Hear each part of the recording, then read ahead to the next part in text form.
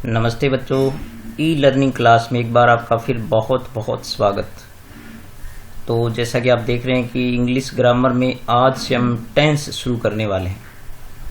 तो ये मेरी जो कक्षा है टेंस लर्निंग की, ये कक्षा 9, 10, 11 और 12 के लिए बहुत उपयोगी है। तो सभी बच्चे जो 9, 10, 11, 12 में पढ़ते हैं वो इस वीडियो को ज़रूर देखें। और जितने भी मेरे टेंस लर्निंग की वीडियोज़ हैं उनमें आपको बहुत ही उपयोगी सामग्री मिलेगी। और साथ में जो हिंदी से हम जो अंग्रेजी में अनुवाद करना भी सीखेंगे और क्रिया के सही फॉर्म भरने के जितने भी टिप्स हैं या जितने भी तरीके होते हैं वो सब भी इस दौरान बताए जाएंगे आपको। तो बहुत ही महत्वपूर्ण क्लास है। चलते हैं आज की कक्षा पर। तो बच्चों, टाइम और टेंस की जो अवधारणा है उसके बारे में मैं पिछले वीडियो में भी आपको बता चुका हूँ। उसके लास्ट में मैंने जब टेंस के बारे में आपको परिचय कराया था तो इसके बारे में हम आपको बताया था। तो एक बार फिर आप यदि आपने वो नहीं देखा है तो इसे आप ज़रूर पढ़ें। और टाइम और टेंस में क्या अंतर होता है, इसको हम कैसे अलग अलग करते हैं, तो ये चीज़ यहाँ पर जो बताई गई है। तो आप इसे अपनी कॉपी में ज़रूर नोट करें। और उन दोनों वीडियो के जो लिंक है वो मैं इस वीडियो के डिस्क्रिप्शन बॉक्स में दूंगा, तो आप वहाँ से उनको भी ज़रूर देखें। तो इसके बाद ये 3 टेंस होते हैं और 3 टेंस में 4 प्रकार की गतिविधियां जो हम पढ़ते हैं वो ये होती है। तो ये आपको हमेशा ध्यान में रहनी चाहिए। और टेंस से हम 5 प्रकार की वाक्यों का अध्ययन करते हैं। तो इनके बारे में मैं आपको पहले भलीभांति बता चुका हूँ। तो आज हम टेंस के पहले वीडियो को जानने के लिए, पहली टेंस को जानने के लिए जो चलते हैं टेक्स्ट पर। तो बच्चों, टेंस चार्ट के ये जो 12 स्लाइड्स हैं वो मैं टेंस वाइज आपको पहले बताया करूँगा हमेशा। तो आप इन चीज़ों को अपने नोटबुक में, अपने रजिस्टर में अच्छी तरह नोट कर लें इनको। और मैं एक एक चीज़ आपको एक्सप्लेन करने वाला हूँ यहाँ पर। तो ये पहले जो हर टेंस का जब भी हम अध्ययन करेंगे तो पहले ऐसी स्लाइड मैं आपके सामने रखूँगा, तो उसको आप पहले नोट करें। फिर प्रत्येक टेंस को जो है वो हम सेंटेंस वाइज जो है वो अलग से ट्रांसलेट करना सीखेंगे उनको। लेकिन ये जो टेंस चार्ट की जो 12 स्लाइड्स हैं वो, जैसे मान लीजिए आज हम 2 टेंस पढ़ रहे हैं तो 2 स्लाइड मैं आपके सामने रखूँगा। तो इनको आप एक साथ नोट करके और अच्छी तरह इनको लर्न करने की कोशिश करें। जैसे आप देख रहे हैं कि यहाँ पर प्रेजेंट सिंपल या इंडेफिनिट टेंस भी इसको कहते हैं। तो इसके लिए ये स्लाइड है, तो पहले आप इसको नोट करेंगे अच्छी तरह अपनी कॉपी में। ये सारे इसमें जो आप देख रहे हैं कि 5 प्रकार के वाक्यों के सूत्र और यहाँ पर नाम जो दे रखे हैं आपको, तो वीडियो रोक करके इनको आप अच्छी तरह अपनी कॉपी में नोट कर लें। और इसके बाद अपने जानते हैं कि जो प्रेजेंट सिंपल टेंस होता है या इंडेफिनिट टेंस होता है उसमें वाक्यों की पहचान आप यहाँ पर देख रहे हैं कि इसके वाक्य जो होते हैं उनके अंत में ता है, ते है, ती है, ता हूँ या ते हो आदि आते हैं। और इसमें मूल रूप से ऐसे वाक्यों का वर्णन होता है जिनमें नियमित रूप से होने वाले कार्य होते हैं, जैसे हम स्कूल जाते हैं, या आदतों का वर्णन करते हैं, या समाचार पत्रों की जो शीर्षक होते हैं, हेडलाइंस जो होती है अखबारों की, और या फिर ऐतिहासिक घटनाओं के जो शीर्षक होते हैं उनमें इस टेंस का प्रयोग किया जाता है। तो जैसे यहाँ पर एक वाक्य भी उदाहरण के रूप में दे रखा है कि जब मोहन रोजाना क्रिकेट खेलता है, तो आप यहाँ पर देख रहे हो कि ता है आ गया ना, तो इसका मतलब ये वाक्य जो है वो प्रेजेंट सिंपल का हो गया। अब इसमें जो 5 प्रकार के वाक्य आप देख रहे हैं, पहला जो है वो सेंटेंस फॉर्मूला है एफर्मेटिव सेंटेंस का, यानी सकारात्मक वाक्य का। तो इसमें देखिए सबसे पहले सब्जेक्ट आएगा, फिर यहाँ पर जो ये वर्ब की फर्स्ट फॉर्म या फर्स्ट फॉर्म में SES। तो इसका जो ये रूल है बहुत भली भांति आपको अच्छी तरह याद करना है कि यदि सब्जेक्ट जो होता है, कर्ता जो होता है, वो यदि बहुवचन हो या आई, यू, वी या दे हो तो उसके साथ हम फर्स्ट फॉर्म का प्रयोग करेंगे। और यदि एक वचन कर्ता होता है या किसी का नाम होता है सिंगुलर में और ही, सी, इट ये कर्ता होते हैं तो फर्स्ट फॉर्म के साथ S या ES लगाते हैं। अब ES कब लगाते हैं इसके बारे में यहाँ पर जैसे आपको बताया गया है कि वर्ब के अंत में यदि SH हो, CH हो, X या O, S, Z, Z आदि हो तो ES जोड़ते हैं। और साथ में यदि वर्ब के अंत में व्यंजन अक्षर हो प्लस Y हो तो Y को हटा करके उसमें IES लगाते हैं। ये आपको बहुत अच्छी तरीके से याद करना है। इसी प्रकार जब नकारात्मक वाक्य बनाते हैं तो डू, डज का प्रयोग करेंगे। तो डू का प्रयोग जो है वो यही चीज़ें, बहुवचन है आई, वी, यू, दे, इनके साथ डू लगाते हैं। और एक वचन के साथ क्या लगाते हैं, ये एक वचन या नाम हो किसी का, ही, सी, टी हो तो इनके साथ हम डज लगाते हैं। तो यहाँ पर फिर ये इंटरोगेटिव का कंस्ट्रक्शन फॉर्म हो गया, सूत्र हो गया, फिर इंटरोगेटिव निगेटिव का हो गया, और फिर ये क्वेश्चन वर्ड का हो गया। ठीक है, तो इनको आप अच्छी तरह लिख करके वाक्यों को मैं पहले ही आपको भिन्न भिन्न प्रकार के वाक्य किस प्रकार से बनते हैं उनके बारे में पहले बता चुका हूँ। अब इस टेंस के जो एडवर्ब्स हैं उनको भी अपने जानते हैं कि वो भी आपको इसी स्लाइड को आप नोट करने के बाद उसके बाद आप जो इनको यहाँ पर नोट करेंगे ये चीज़ें। उसके साथ ही कि इस टेंस के जो एडवर्ब्स होते हैं, क्रिया विशेषण होते हैं, वो जैसे always, often, seldom, sometimes, usually, generally, rarely, ever, never, daily, ये होते हैं। साथ में एवरी के साथ यदि डे लगा हो, एवरी वीक हो, एवरी मंथ हो, एवरी ईयर हो, या ईच डे, ईच मंथ, या ईच वीक, ईच ईयर, ये सब हो, या ऑन संडेज, ऑन मंडेज, इस प्रकार हो। तो यहाँ पर ऑन संडेज का मतलब हो गया हर रविवार को या हर सोमवार को, या in the morning, in the evening, in the afternoon, in the noon, ये सब हो। तो ये एडवर्ब्स इस टेंस के होते हैं, ये भी आप अच्छी तरह नोट कर लें, क्योंकि जब करेक्ट फॉर्म वर्ब्स का हम प्रयोग करेंगे, जब भरेंगे तो ये आपके बहुत काम आएंगे। इसके बाद जो है ये चीज़ें जानने के बाद हम प्रत्येक टेंस के वाक्यों को अलग से उनको ट्रांसलेट करना सीखते हैं।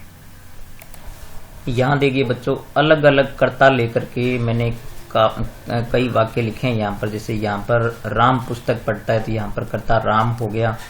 यहाँ पर मैं खेल खेलता हूँ तो यहाँ पर कर्ता मैं हो गया। फिर यहाँ पर वे, यहाँ पर बच्चे, और यहाँ पर तुम, और यहाँ पर वह तुम्हारा नाम जानती है तो यहाँ पर सी हो गई, स्त्रीलिंग हो गई, और यहाँ पर अध्यापक हो गया। तो इस प्रकार से अलग अलग कर्ताओं के साथ, जैसे ये जो नियम हमारा क्या कहता है कि बहुवचन कर्ता हो या आई हो, यू हो, वी हो या दे हो, इनमें से कोई कर्ता होता है तो वहाँ क्रिया की फर्स्ट फॉर्म ही लगती है इनमें से। और जब कर्ता एक वचन हो, किसी का नाम हो, या ही, शी या इट हो, तो उसमें फर्स्ट फॉर्म में ऐसे यस लगाते हैं।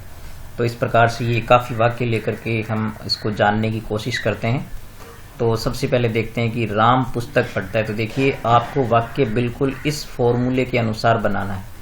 तो सबसे पहले जब भी आप किसी वाक्य को हिंदी से अंग्रेजी में ट्रांसलेट करें तो बच्चों आप सबसे पहले जो है वो हिंदी वाक्य को पढ़ करके उसमें आप इन 3 शब्दों को ढूंढने की कोशिश करें।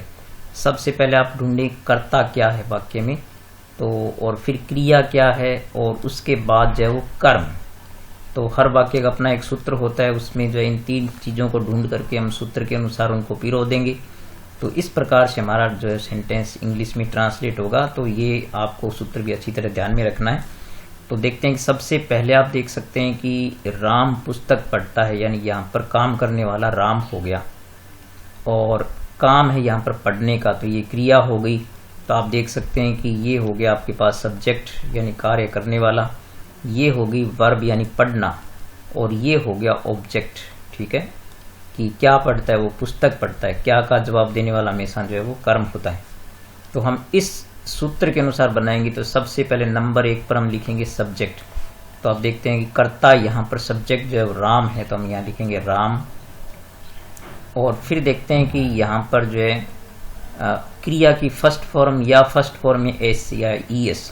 तो हम देखते हैं कि यहाँ पर नाम है, तो यहाँ पर आप देख सकते हैं किसी का नाम हो तो क्रिया में एस या ईएस लगता है। तो यहाँ पढ़ना की इंग्लिश होती है रीड, तो लिखेंगे रीड, और फिर रीड में लगा देंगे एस, क्योंकि ईएस कब लगता है, जब क्रिया के अंत में ये इतने जो है वो लेटर्स होते हैं, अक्षर होते हैं, तब जो है ईएस लगता है। तो राम रीड्स यानी पहले हो गया सब्जेक्ट, तो राम रीड्स, अब वो क्या पढ़ता है, कर्म हो गया इसमें पुस्तक, तो राम रीड्स अ बुक। तो यदि कोई संख्या नहीं दे रखी हो तो आप क्या करेंगे, उसके आगे ए लगाएंगे। तो इस प्रकार से देखो बिल्कुल आसानी से हम वाक्य को बना सकते हैं। फिर देखिए यहाँ पर मैं खेल खेलता हूँ, तो यहाँ पर आप देख सकते हैं कर्ता हो गया मैं यानी आई, और फिर आप देख सकते हैं कि इसमें क्रिया हो गई खेलना, तो खेलना की इंग्लिश होती है प्ले, तो आई प्ले। अब देखते हैं कि देखिए यहाँ पर आई वी यू दे या बहुवचन हो तो क्रिया की फर्स्ट फॉर्म ही आती है, केवल एस या एस नहीं लगता, तो इसमें एस या एस नहीं लगेगा। तो आई प्ले, और क्या खेलता हूँ, खेल, तो खेल को अपने कहते हैं गेम, तो आई प्ले गेम। तो इस प्रकार से देखिए वाक्य बिल्कुल आसानी से बन गया। फिर है कि वे प्रश्न पूछते हैं, तो यहाँ पर आप देख सकते हैं कि पूछने वाले वे हो गए यानी दे, तो यहाँ पर आएगा दे। और फिर आप देख सकते हैं कि पूछना की इंग्लिश होती है आस्क, तो दे आस्क। और क्योंकि यहाँ पर वे दे आ गया, कर्ता बहुवचन हो गया, तो क्रिया की फर्स्ट फॉर्म में आएगी, SES नहीं लगेगा। और क्या पूछते हैं, प्रश्न पूछते हैं, दे आस्क ए क्वेश्चन, ठीक है। तो यहाँ पर चूंकि कोई संख्या नहीं बताई तो आप ए लगा करके उसको एक वचन बना सकते हैं। तो दे आस्क ए क्वेश्चन। फिर बच्चे अक्सर यहाँ खेलते हैं, तो यहाँ पर अक्सर ये एक एडवर्ब हो गया। तो ये एडवर्ब जो होते हैं वो वर्ब से पहले काम में लिए जाते हैं, ठीक है। वो मैंने एडवर्ब की एक लिस्ट भी आपको बताई थी। तो यहाँ पर बच्चे हो गया, तो बच्चे यहाँ पर करता है, यानी बच्चे अक्सर यहाँ खेलते हैं, तो बच्चे यहाँ पर चिल्ड्रन। तो किसी भी जातिवाचक संज्ञा से पहले आप जब यहाँ पर द लिख दिया करें तो ये हो जाएगा द चिल्ड्रन, ठीक है, द चिल्ड्रन। और इसके बाद आप देखें कि खेलना, यहाँ पर क्रिया क्या होगी, नंबर 2 पर कर्ता के बाद क्रिया आएगी। तो यहाँ पर क्रिया प्ले यानी खेलना हो गया, लेकिन चूंकि एडवर्ब भी आ रहा है तो ये वर्ब से पहले आएगा। तो चिल्ड्रन और अक्सर यानी प्राय, तो इसकी इंग्लिश होती है ऑफन। तो द चिल्ड्रन ऑफन, और प्ले यानी खेलना, ऑफन प्ले, और कहाँ खेलते हैं, यहाँ खेलते हैं। तो ये अन्य में आ गया एटसेट्रा में, क्योंकि इसमें कोई कर्म नहीं है। तो जैसे यहाँ होता है कि बच्चे अक्सर यहाँ क्रिकेट खेलते हैं, तो the children often play cricket आ जाता है यहाँ पर, और ये एटसेट्रा में हियर, ठीक है। इसी प्रकार है कि तुम गृह कार्य पूरा करते हो, तो यहाँ पर कर्ता हो गया यू। और फिर आप देख सकते हैं कि पूरा करना, यहाँ पर वर्ब होगी कंप्लीट। तो कंप्लीट यहाँ पर ये वर्ब हो गई। और इसके बाद है कि तुम क्या पूरा करते हो, गृह कार्य। तो गृह कार्य को हम कहते हैं होमवर्क। तो यू कंप्लीट होमवर्क, ठीक है। तो इस प्रकार से ये वाक्य बन गया। देखिए वाक्य सारे ऐसे ही बन रहे हैं, पहले सब्जेक्ट होगी, फिर वर्ब होती है, फिर ऑब्जेक्ट होता है। और फिर देखते हैं कि वह तुम्हारा नाम जानती है, जानती है आ गया ना इसमें। तो आप देख सकते हैं कि ये शी आएगा यहाँ पर करता, क्योंकि वह एक इंग्लिश स्त्रीलिंग के लिए शी होती है। तो शी, अब इसमें क्रिया जो है वो जानना, यानी जानना को इंग्लिश में कहते हैं नो, KNOW, नो। और चूंकि देखिए यहाँ पर शी आ गया तो उसमें S या ES लगेगा, तो इसमें S लगेगा, क्योंकि इसमें से ऐसी कोई कंडीशन नहीं है ES लगने वाली। तो सी नोज, और क्या जानती है, तुम्हारा नाम। तो तुम्हारा की इंग्लिश होती है योर, तो सी नोज योर नेम, ठीक है। और फिर देखिए यहाँ पर अध्यापक प्रश्न पूछता है। तो आपको मैंने कहा था कि जातिवाचक संज्ञा आने पर उसके आगे द लगाएंगे, तो द टीचर। तो यहाँ हम लिख देंगे पहले द और फिर टीचर। अब इसमें क्रिया हो गई पूछना, तो पूछना होता है आस्क। अब चूंकि टीचर सिंगुलर है, एक वचन है, तो इसमें क्या लग जाएगा S। The teacher ask. और क्या पूछता है वो, क्वेश्चन, तो अ क्वेश्चन। तो इस प्रकार से बच्चों ये वाक्य जो बिल्कुल आसानी से बन सकते हैं। और आप सारे वाक्य में देखिए इसके लास्ट में क्या आ गया, ता है, यहाँ हो गया ता हूँ, यहाँ पर ते हैं, यहाँ पर ते हैं, यहाँ पर ते हो, यहाँ पर ती है, और यहाँ पर ता है। तो देखिए इस टेंस के सभी वाक्यों के पीछे ता है, ती है, ते है ये आते हैं। तो ये आप अच्छी तरह इनको आप मन में बिठाएं और वाक्यों को ट्रांसलेट करें। इस वीडियो के अंत में जो मैं आपको कुछ सेंटेंस दूंगा तो उनको आप ट्रांसलेट करके जरूर मुझे व्हाट्सएप पर सेंड करें। लेकिन ये नियम जो है ना, एक बार फिर मैं आपको कहूँगा कि ये नियम अच्छी तरह कब SES लगता है कब नहीं लगता है, इसको बहुत भली भांति आप लर्न कर लें, ठीक है। तब इसके ये तो थे अफर्मेटिव सेंटेंस जिसमें सब्जेक्ट से वाक्य शुरू होता है। अब हम नकारात्मक वाक्यों पढ़ेंगे, निगेटिव सेंटेंस को।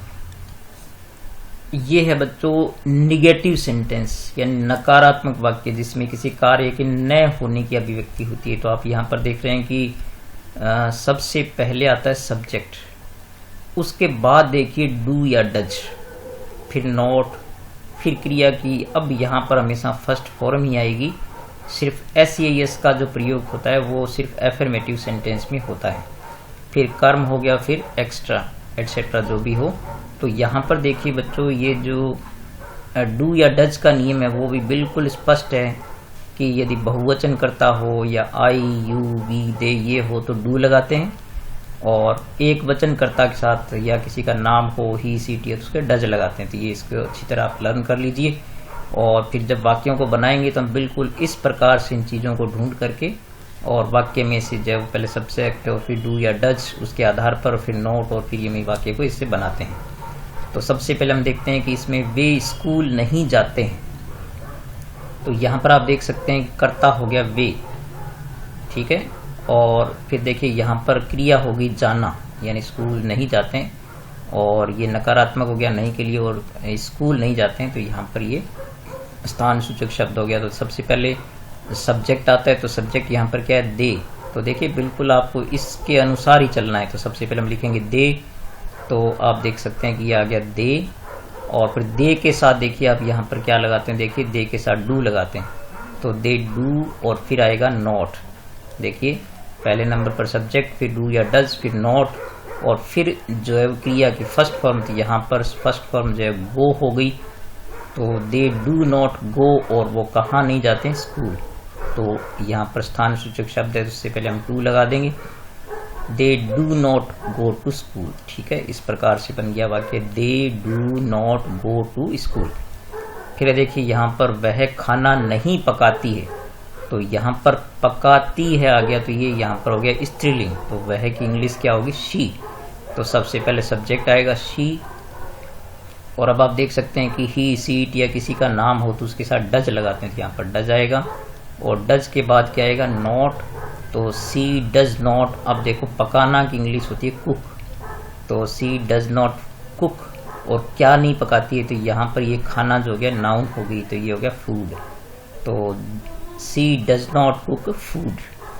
फिर यहाँ पर आप देख सकते हैं कि तुम खेल नहीं खेलते हो, तो यहाँ पर सब्जेक्ट हो गया तुम, और खेलना वर्ब हो गई, और यहाँ पर खेल यानी गेम हो गया, तो यहाँ पर सबसे पहले आएगा यू, और फिर आप देख सकते हैं कि यू के साथ क्या लगता है, आप देखें यहाँ पर यू के साथ डू लगता है, इसको आप अच्छी तरह याद कर लें, दे डू नॉट, और खेलना की इंग्लिश होती है play, they do not play, और वे खेल नहीं खेलते हैं, तो यहाँ पर दे डू नॉट प्ले, और चूंकि यू यहाँ पर आ गया तो यहाँ पर आप चाहें तो गेम्स लिख सकते हैं या गेम लिख सकते हैं, you do not play game, क्योंकि यहाँ पर यू सिंगुलर भी हो सकता है, एक वचन हो, लेकिन उसके साथ हमेशा डू ही लगता है, तो you do not play games या फिर you do not play game. मैं आपका नाम नहीं जानता हूं, तो यहाँ पर आप सब्जेक्ट देखिए आई हो गया, और आई के साथ आप जानते हैं डू लगता है, तो यहाँ से आप देख सकते हैं कि शायद डू लगता है, आई डू नॉट। और फिर देखिए जानना की इंग्लिश क्या होती है, यहाँ पर वर्ब जानना है, तो आई डू नॉट नो, और फिर क्या नहीं जानता हूँ, आपका नाम, तो आपका यहाँ पर हो गया तुम्हारा मतलब योर, तो आई डू नॉट नो, और योर, और नाम को इंग्लिश में कहते हैं नेम, तो I do not know your name. फिर देखिए वह प्रश्न नहीं पूछता है, तो यहाँ पर वह हो गया ही, ठीक है, पुलिंग हो गया, तो यहाँ पर आ जाएगा ही, और ही के साथ लगता है आप जानते हो डज, तो ही डज नॉट, और पूछना की इंग्लिश होती है आस्क, तो देखिए सबसे पहले ही, फिर डज नॉट आस्क, अब वो क्या नहीं पूछता है, प्रश्न नहीं पूछता है, तो he does not ask A question, ठीक है। तो इस प्रकार से जो है वो बिल्कुल आसानी से नकारात्मक वाक्यों को बना सकते हैं। बस आप ये इन सूत्रों को जो है अच्छी तरह ध्यान रखिए, इसके अंदर शब्दों को जो हमें सेट करना होता है, और डू डज का नियम भी आप याद रखिए। अब हम प्रश्नवाचक वाक्यों पर चलते हैं। तो यहाँ बच्चों हमने पहले प्रश्नवाचक वाक्यों में सीखा था कि ये ऐसे वाक्य हिंदी में हमेशा क्या से शुरू होते हैं। देखिए, क्या तुम पुस्तक पढ़ते हो, क्या वह खेल खेलता है, क्या अध्यापक प्रश्न नहीं पूछता है, और क्या मैं आपको नहीं पढ़ाता हूँ। तो क्या से शुरू हो रहे हैं, और इंग्लिश में ये हमेशा हेल्पिंग वर्ब से शुरू होते हैं। देखिए यहाँ पर डू या डज, यहाँ पर भी ये प्रश्नवाचक नकारात्मक, तो ये भी डू या डज से शुरू होगा।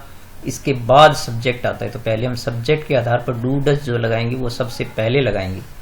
तो यहाँ पर आप देख सकते हैं, क्या तुम पुस्तक पढ़ते हो, तो यहाँ पर कर्ता कौन हुआ, तुम हो गया। तो तुम के अनुसार देखिए क्या लगता है, डू लगता है, यू के साथ डू लगता है, तो डू पहले आ जाएगा। नंबर 1 पर क्या आएगा, डू आएगा। फिर देखिए यू आएगा, तो आप देख सकते हैं कि पहले डू या डज, फिर सब्जेक्ट, फिर वर्ब आएगी। तो वर्ब यानी क्रिया यहाँ पर पढ़ना होगी डू यू, और पढ़ना होती है रीड।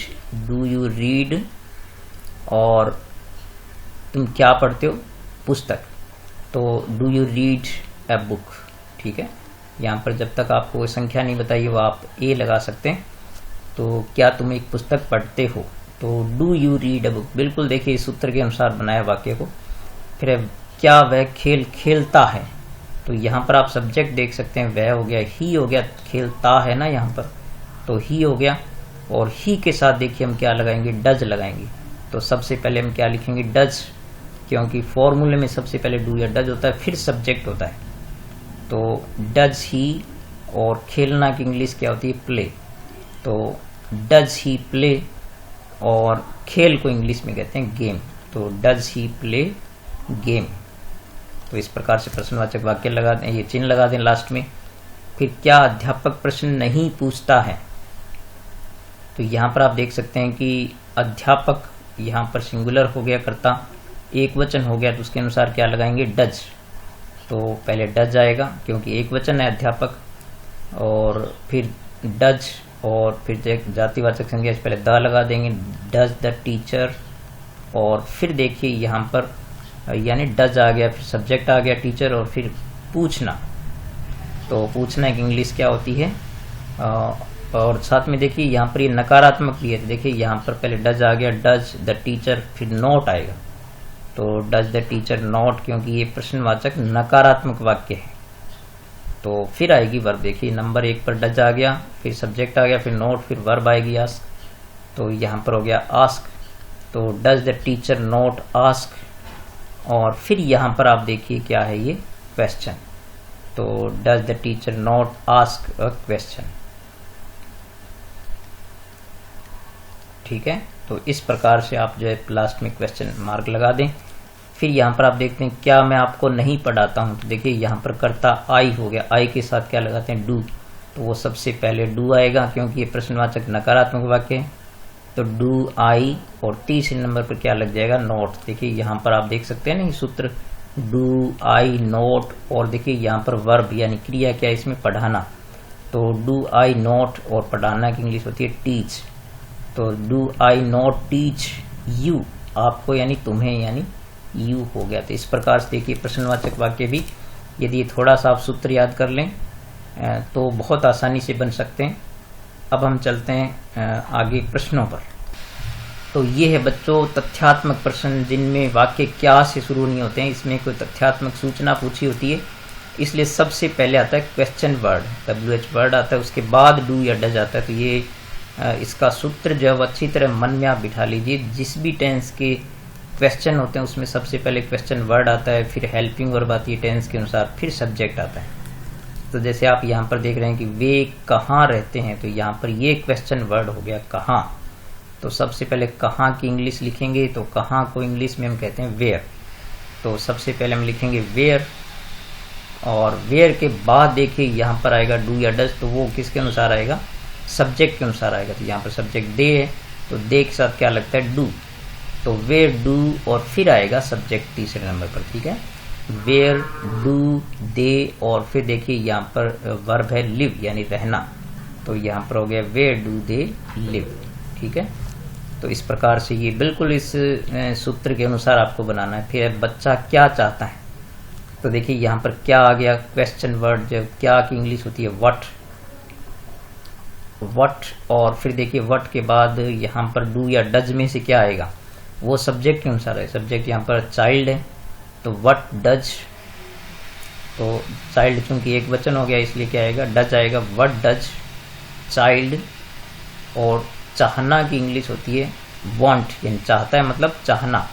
तो व्हाट डज चाइल्ड वांट। ठीक है, और इसी प्रकार से आगे वाला है कि अध्यापक कब आता है, तो यहाँ पर क्वेश्चन वर्ड क्या हो गया, कब। कब की इंग्लिश क्या होती है, व्हेन। तो सबसे पहले क्वेश्चन वर्ड आएगा, फिर डू या डज किसके आधार पर आता है, बार बार आपको मैं बता रहा हूँ, वो सब्जेक्ट के अनुसार। सब्जेक्ट टीचर है तो व्हाट डज आएगा क्योंकि टीचर एक वचन है। What does the teacher, sorry when does the teacher, और फिर देखिए वर्ब इसमें आना, आता है मतलब आना होगी, तो यहाँ हो जाएगा कम। तो व्हेन डज द टीचर कम। फिर वह कैसे पढ़ाता है, तो कैसे देखिए यहाँ पर क्वेश्चन और वर्ड हो गया हाउ। तो कैसे की इंग्लिश क्या होती है, हाउ, ये भी आप याद रखें। और फिर देखिए यहाँ पर चूंकि सब्जेक्ट ही है तो ही के साथ डज लगता है, तो हाउ डज ही। और पढ़ाना की इंग्लिश होती है टीच, तो हाउ डज ही टीच, ठीक है। और फिर आप देख सकते हैं कि तुम कितने पाठ पढ़ते हो, तो देखिए कितने की जो इंग्लिश होती है वो हाउ मैनी होती है, क्योंकि हाउ यहाँ पर कितने गिने जा सकने वाले शब्द हैं, तो इसकी इंग्लिश होती है हाउ मैनी। और हाउ मैनी के बाद चूंकि कितने पाठ, तो इसमें नाउन आएगी यहाँ पर हाउ मैनी लेसन, ठीक है, हाउ मैनी लेसन्स। और फिर देखिए यहाँ पर तुम के अनुसार जो डू डज आएगा वो यहाँ पर आएगा, तुम के साथ डू आएगा, क्योंकि यू के साथ डू आता है, वो सब्जेक्ट से पहले आएगा। तो देखिए how many lessons do you. और पढ़ना की इंग्लिश होती है रीड। तो इस प्रकार से बच्चों ये इतने वाक्य जो हमने आज ट्रांसलेट किए हैं, तो ये सभी सूत्रों के अनुसार आपको बिल्कुल आसानी से बन सकते हैं, यदि आप इनको बार बार लिख करके और मन में बिठा लें कि कहाँ पर वर्ब लगती है, कहाँ पर हेल्पिंग वर्ब लगती है और किस वाक्य की कंस्ट्रक्शन कैसे होती है। तो आज हमने जो टेंस में मेन चीज़ ये सीखी कि इस टेंस के वाक्यों के अंत में हमेशा क्या आते हैं। देखिए यहाँ भी ते हैं, ता है, यहाँ पर ता है आ रहा है, फिर यहाँ भी ता है, ते हो आ रहा है। तो इस टेंस के वाक्यों के पीछे ता है, ती है, ते हैं, यही आते हैं। और साथ में जो है किस प्रकार के वाक्य, यानी सकारात्मक वाक्य, नकारात्मक वाक्य, प्रश्नवाचक और ये जो क्वेश्चन है, इन सबको आप ध्यान से इस वीडियो को गौर से देखें और ये सभी सेंटेंस आप अपनी कॉपी में नोट करें और फिर बाद में इसको ढंग से और पढ़ें। और कुछ वाक्य मैं आपको जो है वो लिख कर दे रहा हूँ यहाँ पर वीडियो के लास्ट में, तो आप इनको जो है वो ज़रूर ट्रांसलेट करें और मुझे जो है व्हाट्सएप पर सेंड करें। तो मैं बिल्कुल सभी बच्चों से हमेशा कम्युनिकेट करता हूँ, अगर कोई बच्चे मुझे जो है वो वाक्य भेजेंगे तो मैं आप ध्यान से बनाएं, उनको बिल्कुल सही रहेंगे। और नहीं रहेंगे तो भी आप चिंता मत किया करें, आप कोशिश किया करें, सीखने की कोशिश करें। कोई गलती होगी तो उसको सुधारेंगे, ठीक है। तो अब मैं कुछ वाक्य आपके लिए छोड़ता हूँ। तो ये बच्चों आपके लिए 10 वाक्य, इनको इंग्लिश में आपको ट्रांसलेट करना है। तो सबसे पहले आप क्या करें, चूंकि ये सारे वाक्य प्रेजेंट इंडेफिनिट के ही हैं, प्रेजेंट सिंपल के ही हैं, तो आप देख सकते हैं इनके पीछे यहाँ पर ता हूँ आ रहा है और यहाँ पर ती है, ते हैं, ता है, ते हैं। तो इस प्रकार से ये सारे प्रेजेंट इंडेफिनिट के यानी प्रेजेंट सिंपल के ही वाक्य हैं। तो इनको आप क्या करेंगे, सबसे पहले नंबर 1 आप क्या करें, वाक्य पहचाने किस प्रकार का है, क्योंकि टेंस तो एक ही है इसमें। तो सबसे पहले आप वाक्य पहचानेंगे कि एफर्मेटिव है, निगेटिव है कि इंटेरोगेटिव है, कौन सा है। और वाक्य पहचानने के बाद आप ध्यान से जो जैसे क्रिया में ऐसी एस लगेगी कि नहीं लगेगी, यानी वर्ब में ऐसी एस लगेगी या नहीं लगेगी, या डू डज लगेगा कि नहीं लगेगा, या डू डज में से क्या लगेगा ये। और कर्ता कर्म क्रिया जो है वो ढंग से आप सेलेक्ट करके सब्जेक्ट और वर्ब ऑब्जेक्ट सर इनको देख करके और सूत्र के अनुसार इनको ढंग से लिखेंगे। और सूत्र के अनुसार एक बार आप लिखना सीखें उनको, कॉपी में सब चीज़ें नोट करके फिर इन वाक्यों को बनाएं ध्यान से। और एक बार फिर मैं आपको कहूँगा कि वाक्य में सबसे पहले आप सब्जेक्ट ढूंढा करें, कर्ता ढूंढें, फिर जो है वो इसके बाद क्रिया ढूंढें आप, और फिर जो है वो कर्म ऑब्जेक्ट ढूंढें, ठीक है। और फिर इनको सूत्र के अनुसार जो है वो ढंग से वाक्य में लिखें। और पहले वाक्य को अच्छी तरह जो है पहचानें कि किस प्रकार का वाक्य है। जैसे मैं तुम्हें जानता हूँ, तो ये देखिए इसमें एफर्मेटिव सेंटेंस हो गया। और वह पुस्तक नहीं पढ़ती है, तो ये देखिए आप नहीं आ गया तो निगेटिव हो गया, तो ये जो वो निगेटिव हो गया ये। और ये क्या से शुरू हो रहा है, तो ये इंटरोगेटिव हो गया। तो इस प्रकार से जिस प्रकार का वाक्य है उसी के सूत्र के अनुरूप आप उसको ट्रांसलेट करेंगे। तो मैं उम्मीद करता हूँ कि आज का जो वीडियो आपके लिए बहुत उपयोगी रहा होगा। और एक बच्चों मैं आपसे निराशा व्यक्त करता हूँ कि आप मेरी वीडियो को लाइक बहुत कम करते हैं, व्यूज़ जो आते हैं उसके 10% भी लाइक नहीं होते हैं। तो आप बच्चों लाइक जरूर किया करें, कमेंट भी किया करें, कमेंट बहुत कम आते हैं। तो जब आप ये मानिए कि मान लीजिए किसी वीडियो पर 70 यदि आपके लाइक आ रहे हैं, नहीं सॉरी व्यूज़ आ रहे हैं, तो फिर उस पर कम से कम 70 लाइक भी होने चाहिए, क्योंकि आप जब वीडियो पर जाते हो तो लाइक और कमेंट जरूर करें। और ये लगातार मैं टेंस के जो वीडियो आपके लिए सही सही पूरे लाऊंगा, और ग्रामर के सभी पोर्शन जो हम बहुत ध्यान से पूरा करेंगे, लेकिन टेंस जो है वो सभी चीज़ों की का आधार है। तो आप सभी टेंस को सीखें। 9, 10, 11, 12 की जो भी विद्यार्थी मेरे इस वीडियो को देखेंगे, और तो लगातार आप बने रहें। मैं नियमित रूप से इनके कोशिश करूंगा कि हर दूसरे दिन जो एक वीडियो अपलोड करूंगा, तो आप ज़रूर चैनल देखें और प्रत्येक वीडियो को गौर से देखें, स्किप नहीं करें आप बिल्कुल ही। तो इस पूरा जो अपनी कॉपी में एक नोट भी कर लें आप, एक प्रकार से नोट्स तैयार कर लें, और रंग बिरंगे पेन भी काम में लें। तो ठीक है बच्चों, टेंस के लिए आपको बहुत बहुत शुभकामनाओं के साथ मिलेंगे अगले वीडियो में। तब तक नमस्कार।